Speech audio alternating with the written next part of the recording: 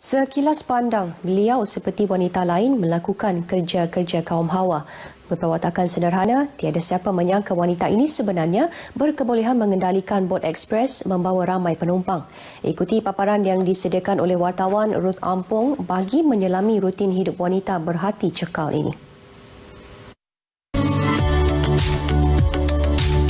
Walaupun menyedari dirinya seorang wanita, namun jantina bukan penghalang untuk Maricha Mawan mengendalikan bot ekspres yang berkapasiti 70 orang penumpang.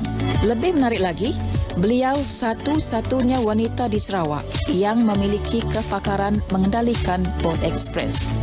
Kebolehan dan kemahirannya dalam mengendalikan bot ekspres terbukti melalui sijil Basic Safety Training daripada Jabatan Laut dan lesen memandu bot ekspres daripada Malaysia Seafarer yang dimilikinya, menjadikan beliau memiliki kebolehan setanding kaum lelaki.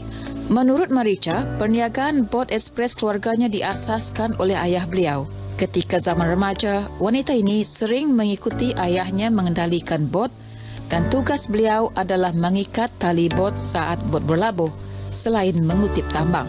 Di kala itu, tidak terlintas untuk beliau mengendalikan bot. Namun, segalanya berubah selepas ayah tersayang mulai jatuh sakit. Bimbang tiada siapa yang akan menggantikan ayahnya dan juga perasaan sayang akan perniagaan bot ekspres keluarga, beliau nekat meneruskan tanggungjawab ayahnya. Berbekalkan pengalaman ketika menemani ayahnya, maka pada usia 30 tahun, beliau memulakan langkah menjadi pemandu bot dengan mengikuti latihan dan ujian anjuran Jabatan Laut di Sibu, mendapatkan lesen memandu bot dan permit pengangkutan air. Ngambil lesen ko, kuliah agak pas. Depas nak cuba aku mai ekspres itu, lalu ngaji orang aku. Lalu berjalan aku berapa tahun ke aku kediri. Lupa kak aku ada banyak aku lupa ngai kediri aku lah. Masa dihe lebak ku ngira apa aku nak ulih jalan mutoge. Masa direk maku ekspres. Mengamati dan menghayati perjalanan hidup beliau sebagai pemandu bot ekspres penumpang, ternyata beliau wanita berhati wajah.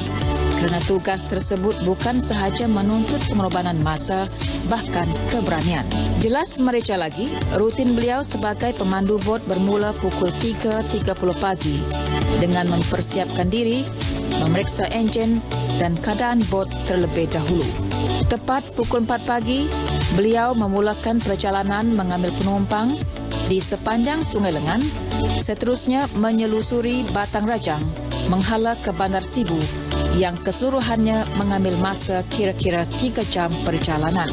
Maricha bertolak kembali ke Sungai Lengan sekitar pukul 11 pagi dan tugas sebagai pemandu bot berakhir apabila tiba di rumah pukul 2 petang. Amat mementingkan keselamatan penumpang, Maricha bersyukur kerana sepanjang lebih 10 tahun mengendalikan bot, tidak pernah berlaku insiden yang tidak diingini. Lupa maya bisi ambun, hanya takut hati. Lantai-lantai ke ngelantai.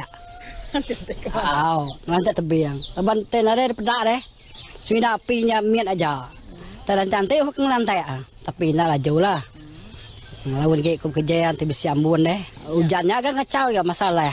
Hujannya. Tapi panah okey lah. Tidak hanya berkebolehan memandu bot ekspres, beliau juga berpengetahuan dalam selok-belok enjin bot, malah turut terjun ke dalam sungai untuk membuang benda asing yang tersangkut di kipas bot. Wanita, seiring dengan peredaran masa, pencapaian wanita masa kini semakin dikenali. Kemahiran golongan wanita standing dengan kaum lelaki. Peranan wanita juga tiada tandingannya. Yang nyata, kejayaan dan kebolehan wanita didorong keinginan untuk melihat keluarga bahagia seperti yang dikongsikan oleh Puan Maricha Anak Mawan dari Sungai Lengan, Daro. Kini, tugas mengendalikan bot membawa penumpang ke Bandar Sibu diambil alih sepenuhnya oleh sang suami. Berusia 56 tahun, beliau kini lebih banyak menghabiskan masa di ladang limau yang diusahakan di atas tanah seluas 19.7 ekar dengan tanaman lebih 1,000 pokok jenis limau madu dan limau bintangur. Bukan itu sahaja, wanita ringan tulang ini juga gigih mengusahakan tanaman nanas dan sawit. Menyedari dirinya hanya berpendidikan sekolah rendah, beliau tanpa mengenal erti penat lelah, berusaha membantu suami meningkatkan ekonomi keluarga dan menyekolahkan 4 orang anak yang kini kesemuanya berjaya menjawat jawatan tinggi. Fikir aku lah, bakal kami no, bakal teh laki lah, fikir aku. Taman siang diri kita yang hidup diri, bakal dia tahu dah saya jalan, bertanam kita bersayur, jual sayur, mai ke diri, nak mansiang orang kita. Ada yang ngikut kati kita ke lemau. Sebenarnya keras kati kita nak pemansiang orang lah. Sesungguhnya, kegigihan dan kecekalan Maricha Mawan ini diharap mampu menjadi inspirasi kepada semua kaum wanita.